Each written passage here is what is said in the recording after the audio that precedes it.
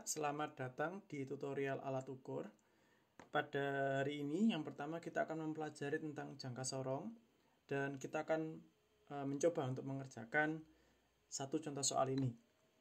Pada gambar ini kalian lihat di sini jangka sorong itu memiliki dua skala. Yang bagian utama disebut dengan skala utama, yang bagian besar. Kemudian yang kecil di bawah ini kita sebut dengan skala nonius, gitu kan? Nah, ada satu skala di atas ini, kalau kalian lihat di sini ada tulisan in, ya, artinya ini dalam inci. Jadi untuk saat ini kita tidak usah melihat dulu yang bagian atas, gitu ya. Nah, sekarang kita akan coba membaca soal ini, berapakah besaran yang ditunjukkan oleh jangka sorong. Yang pertama kita baca dulu untuk skala utama. Ya. Untuk skala utama, kita pilih skala tepat sebelum angka 0 nonius. Jadi di sini ini adalah angka 0 nonius. Kita lihat bagian skala utama tepat sebelum angka 0, ya. Sebelum angka 0 adalah skala ini. Ya. Skala ini. Dan skala ini menunjukkan 0, 0,1, 2, 3, dan 4. Dia menunjukkan angka 0,4 cm. Itu adalah skala utama. Sekarang kita lanjut ke bagian skala nonius. Untuk skala nonius, kita harus pilih skala yang berimpit dengan skala utama. Kita coba besarkan di sini. Nah, untuk angka 0 skalanya tidak berhimpit, ya, tidak sejajar antara dia dengan yang di atasnya. Untuk yang 0,5 pun juga tidak sejajar. 1 juga tidak sejajar, ya. Kemudian kalau kalian teruskan baca di sini, maka kalian akan menjumpai bahwa yang sejajar dengan yang di atasnya itu ada pada angka 6. Jadi di sini, ini ya. Di sini sejajar. Maka dari itu angka 6 inilah yang kita pilih untuk skala nonius. Kita kembali ke perhitungan.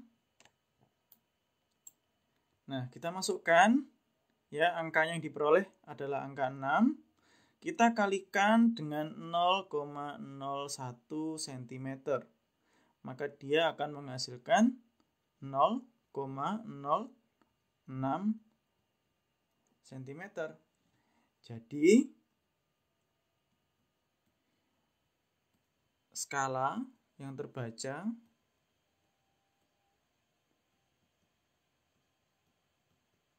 kita dapatkan dengan cara menjumlahkan antara skala utama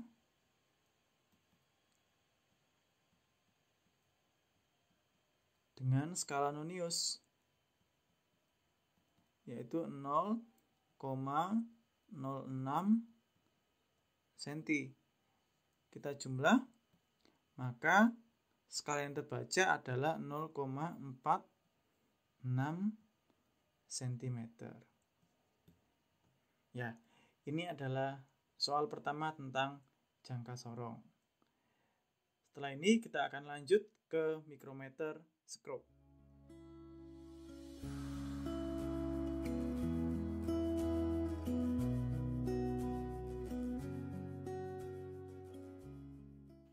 Oke, selamat datang di part kedua. Pada part kedua ini kita akan berusaha untuk membaca hasil bacaan pada mikrometer skrup ini, ya. Jadi di sini kita lihat dulu bagian-bagiannya, ya. Yang pertama ada skala utama. Skala utama adalah skala yang kalian baca di bagian sebelah kiri di sini hingga di sini. Kemudian ada skala nonius, ya. Skala nonius yang bisa kalian baca di bagian sebelah kanan. Lalu ada garis batas. Nah, di bagian sini hingga bawah bagian sini itu ada yang namanya garis batas antara skala utama dengan skala nonius. Kita baca dulu untuk skala utamanya.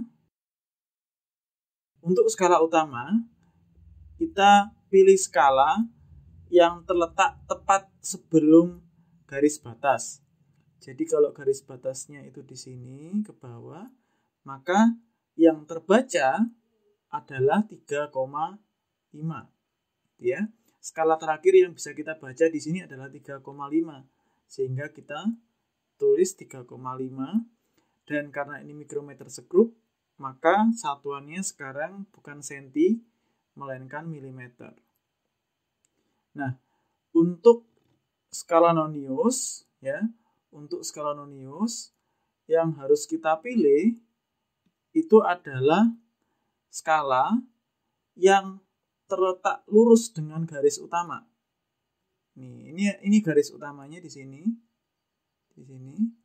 Sekarang yang tepat lurus di sini itu adalah garis yang ini. Kan kalian bisa lihat di sini. Nah, jadi skala 20, 21, 22 gitu ya. Skala 22 ini tepat lurus dengan garis utama. Karena itu kita pilih angka 22. Skala Nonius 22. Lalu jangan lupa kita kalikan dengan 0,01 mm. Ya. 22 dikalikan 0,01, maka akan menjadi 0,22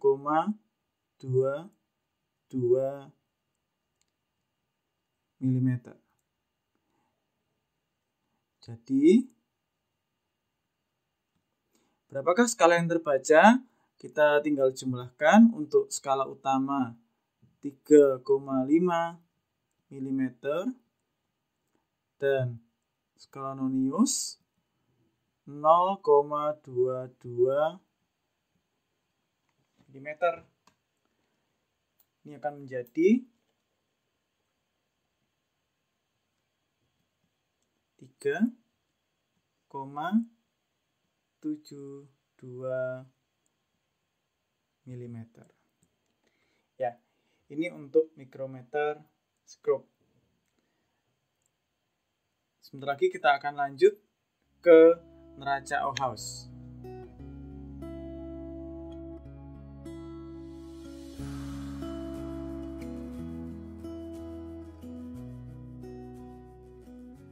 Ya, kita berjumpa lagi di bagian yang ketiga, yaitu neraca Ohaus 3 lengan.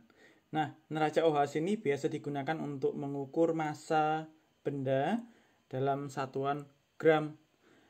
Cara untuk menghitungnya itu sangat mudah, jadi kalian hanya tinggal menjumlahkan saja angka-angka yang sudah ditunjuk oleh jarum di neraca.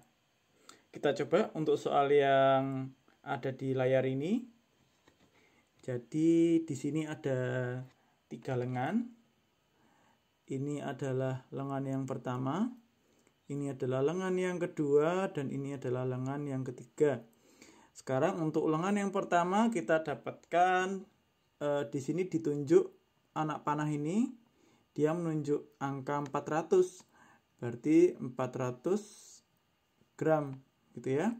Untuk skala yang kedua, anak panahnya menunjuk angka 50, berarti 50 gram.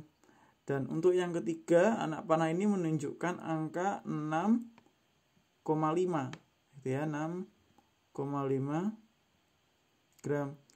Yang mana ini kalau kita jumlahkan akan menjadi 456,5 gram.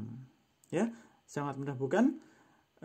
Kita akan lanjut ke bagian yang terakhir setelah ini, yaitu tentang gelas ukur.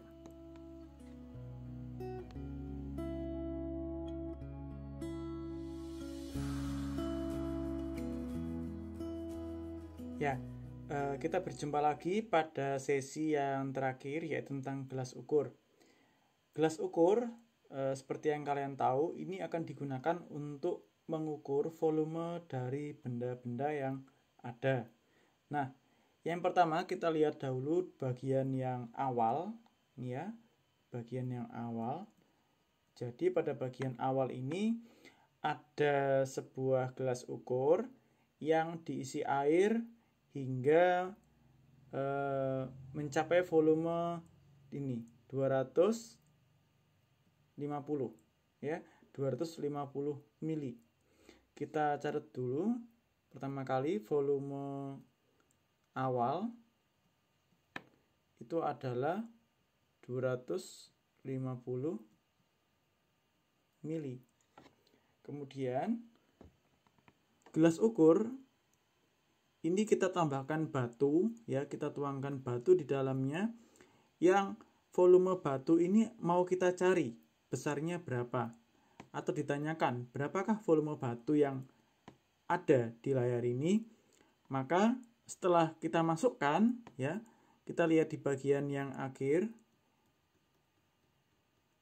Setelah batu ini dimasukkan, maka volume air berubah menjadi 400 mili. Kita tulis dulu di sini volume akhir yaitu 400 mili. Lalu berapakah volume batunya? Maka volume batu ini kita bisa cari dengan cara mengurangkan volume akhir dengan volume awal. Jadi volume batu itu kita kurangkan volume akhir dikurangi volume awal, yaitu 400 dikurangi 250, 150 mililiter. Ya, mudah bukan? Ini adalah sesi yang terakhir, jadi selamat belajar. Silakan diulangi videonya jika masih ada yang masih belum dimengerti, dan selamat mengerjakan kuis hari ini. Thank you. God bless you.